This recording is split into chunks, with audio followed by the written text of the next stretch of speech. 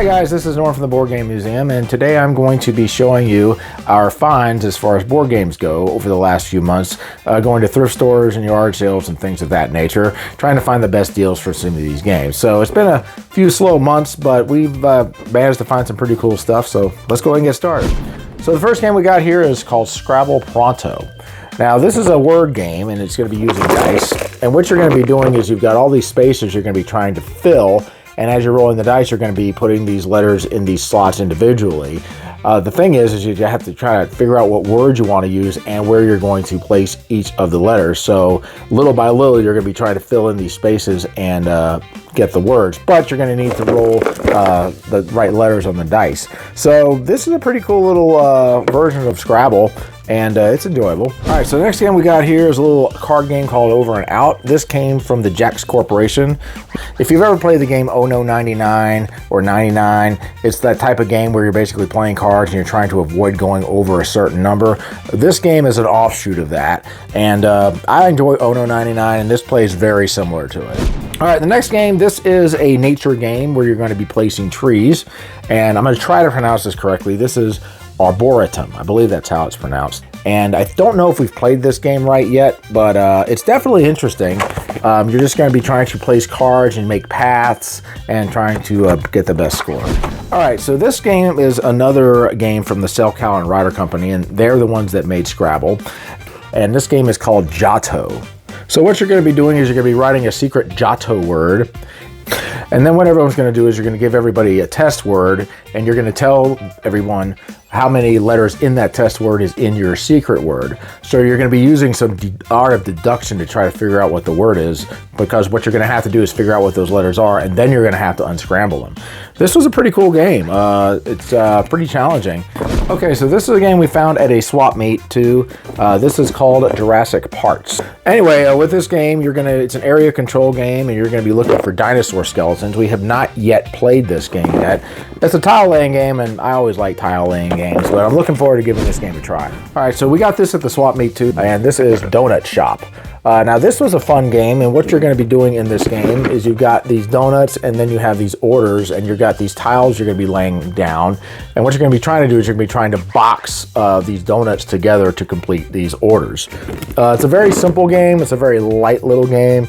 And it's very thematic for sure, with the donuts and the different types of boxes. It gives you this classic donut shop feel.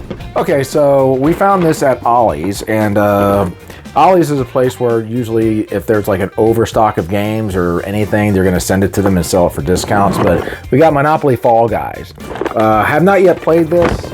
I'm just going to show you the back of the box. This has like some obstacles that you're trying to cross, and it has this Fall Guys type theme going on with it. Have yet to play this, but looking forward to trying it out. Okay, so Sequence is a game that we really like. It's very simple, and the Jax Corporation makes some very simple games that are fun, that use regular playing cards. And this is Jumbo Sequence. So Jumbo Sequence has this big playing mat, and everything's just oversized. Anybody that likes Sequence? Yeah, go ahead and check it out if you want to get it. It's just bigger. So this is a game. This game goes for some money. And I got this game. We already have a copy of it, but this is Masterpiece, and this is a later edition of the game. And the main reason I got the game was because of the painting cards. The original game has a bunch of classic paintings that you're going to be bidding on and trying to buy. And this game has different cards. So what I did is I went ahead and took the cards out and put it in the original game. And this also comes with a cool little easel that you can put the paintings on when you're bidding on them. Okay, so right over here, there was a Facebook Marketplace sale that happened, and the guy was selling a bulk of games. And one of the things we got was this really nice Mahjong set. I didn't even know what this was when I first saw it, but this has got some really thick tiles, and it's super nice. Mahjong is another game I would like to eventually learn. This is a nice set for sure. Okay, so we got this at the thrift store. This is one of those nice surprises. We ended up finding Small World. I've always wanted this game. You know, it usually costs about $30, $40 to get this new. We just happened to get lucky with this one. But this is a popular game, and I'm looking forward to trying this one too. Now, this next game, somebody had asked if I could review this game, and I didn't have it, but then a couple of days later, I found it. And this one is Diplomacy. This one is a war type of game, and there's a lot of, diplomacy going on in the game. A lot of backstabbing. This is from Avalon Hill 50th anniversary, and this was brand new when we found it. So a heck of a find. Okay, so this is a game I had kind of been looking for, mainly because it cost about $75 to $80 to get for some reason. But anyway, this was a Facebook Marketplace sale, and this is Ticket to Ride, Rails, and Sails. So I've seen mixed reviews on this game. This is a much bigger board, and you've got boats this time that you're going to be using along with the trains. I have yet to try this out. Hopefully will be enjoyable. A lot of people said it's not worth the price. I mean, 80 bucks for a Ticket to Ride game seems a little steep, but I'm thankful that I found this for 10 bucks, so we'll give it a try. Now, this is a game that came in a tube, and I got a copy of this for my brother. It's Penty, and this is a game that plays similar to Go, where you're going to be trying to get 5 in a row with stones, and you can capture stones as well. It has a nice little player mat in here that rolls out. Okay, so my wife actually got this as a Christmas gift to me a long time ago, and we ended up finding the sequel to it, and it's Machi Koro Bright Lights Big City. And this is a game I really enjoyed when we found it.